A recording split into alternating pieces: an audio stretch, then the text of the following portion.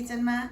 आज म मुख मिठो पार्नको लागि गुदको लड्डुको रेसिपी लिएर आएकी छु र यसको लागि हामीलाई गहुँको पिठो, घिउ, बदाम, नरिवल, गुद, मगज, चिनी, मरिच र सुकुमेलको धुलो चाहिन्छ। मैले 40 ग्राम सुकेको नरिवललाई कोरेसोमा कोर्दै छु।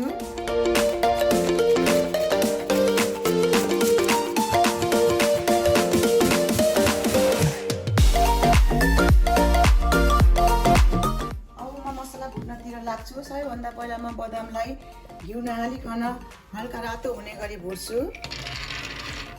यसमा मैले 70 ग्राम बदाम लिएको छु।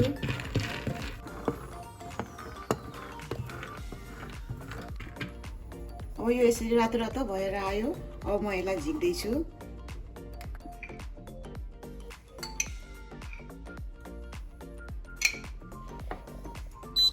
मैले 90 ग्राम मसिनो खालको गुद लिएको छु। मैले यसलाई हल्का घिउमा अलिअलि राख्दै फ्राई गर्छु। एकैचोटि राख्यो भने राम्रोसँग फुलिँदैन।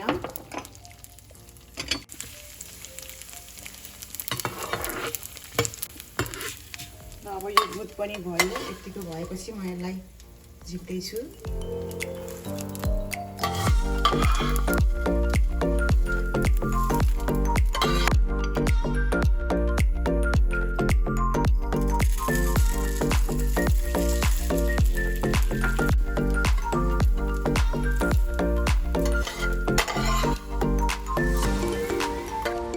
अब गुद भुटेकै भाँडोमा मैले घिउ नथपिकन 20 ग्राम मगजलाई मैले भुट्दैछु।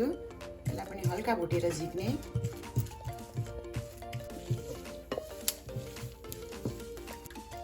यो पटपट पड्किन थाल्यो। अब म यसलाई झिक्दैछु।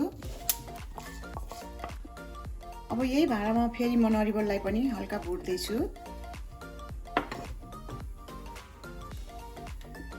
नरिवल हल्का रातो हुने बित्तिकै झिक्नुपर्छ। अब यो भयो, म झिक्दैछु।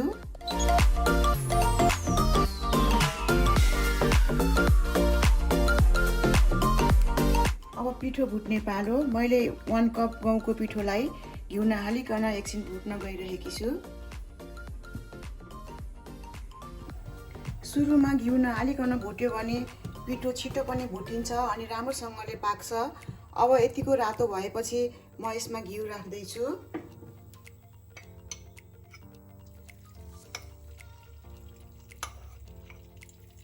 म अहिले 3 टेबल स्पुन घिउ राख्दैछु। अब एकछिन यसलाई फेरि घिउ राखेपछि एकछिन अझै रातो हुने गरी भुट्नुपर्छ।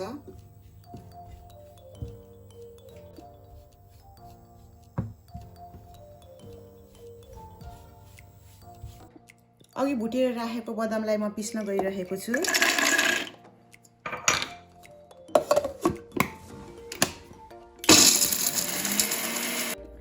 बदाम पिस्दाखेरि हल्का धुलो र हल्का दाना दाना भयो भनेदेखि लड्डु राम्रो पनि हुन्छ र खाँदा मजा पनि आउँछ। घिउ हालेपछि पिठो पनि यसरी राम्ररी भुटिएर आयो। यसरी हल्का भएर आएको छ। अब म यसमा सबै मसलाहरू राख्दै जान्छु। सबैभन्दा पहिला मैले गुद राख्दैछु। गुद चाहिँ मैले मसिनो भएको भएर मैले यसलाई अलिअलि धुलो नबनाइकन राखेँ। अलि मोटो भएको छ भनेदेखि चाहिँ हल्का पिसेर राख्दाखेरि राम्रो हुन्छ। नरिवल राख्दैछु। बदाम,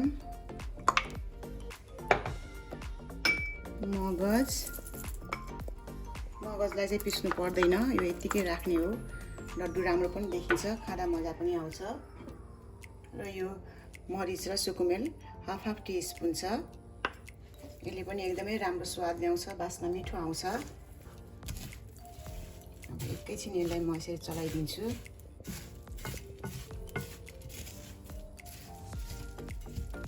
कलर पनि एकदमै राम्रो ठिक्कको भुटिएको छ। यो पिठो पनि धेरै डार्क गऱ्यो भने कलरको लड्डु पनि फेरि बिग्रिन्छ। सबै मरमसला राखेर मैले यसलाई राम्रोसँगले मिक्स गरेँ। अब मैले यसमा चिनी राख्दैछु। 60 ग्राम चिनी मैले यसमा राख्दैछु। गुलियो चाहिँ आफूलाई कति मनपर्छ, हाफ कप राख्दाखेरि पनि हुन्छ। र मैले यहाँ 60 ग्राम राखेको छु। अब फेरि यसलाई राम्रोसँगले मिक्स गरिदिने। अब चिनी राखेर राम्रोसँगले मैले मिक्स गरेँ। अब म यसलाई उतार्दैछु। यसलाई यसरी बाहिर झिकेपछि 2-3 मिनट यसरी राखेपछि हल्का सेलाउँछ अनि त्यसरी लड्डु यसरी बानिन्छ कि बानिँदैन भनेर यसरी पहिला ट्राई गर्ने। यो अलिअलि यसरी लड्डु बानिएन भनेदेखि अब यतिकोमा अलिकति घिउ थप्न मिल्छ। म चाहिँ यसमा अलिकति घिउ थप्दैछु। अब राम्रोसँगले मिक्स गरिदिने।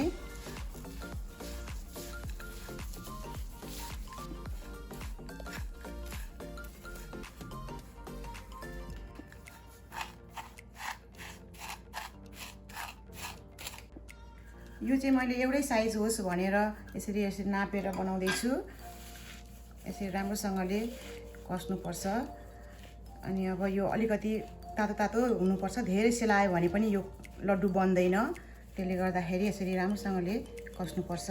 ल हेर्नुहोस् यो कति सजिलोसँगले आफ्नै घरमा बनाउन सकिन्छ र धेरै थोरै यसलाई आफ्नै सरदम कसरी हाल्ने हो त्यही अनुसारले हाल्न सकिन्छ। चिनी पनि आफ्नै अनुसारले गुलियो त्यही अनुसारले राख्न मिल्छ। यदि चिनी खानुहुन्न भनेदेखि स्विटनर युज गर्दाखेरि पनि हुन्छ।